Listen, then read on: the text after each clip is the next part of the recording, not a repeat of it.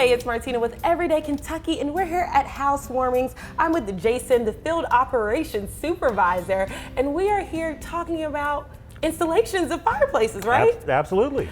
So I'm looking around the room, and you have so many varieties. Tell me a little bit about what you offer here.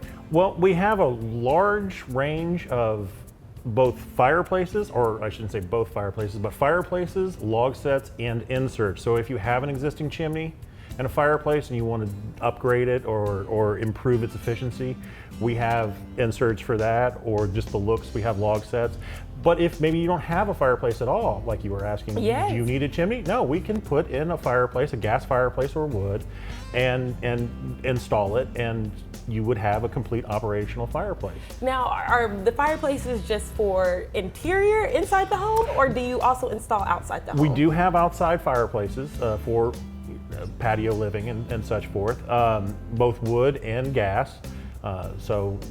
We have those for, they're more stainless steel, but they do. We even have fireplaces that are both indoor and outdoor. I mean, I feel like you have something for everyone here. Now let's talk a little bit about accessories. I'm seeing rocks, I'm seeing starter logs.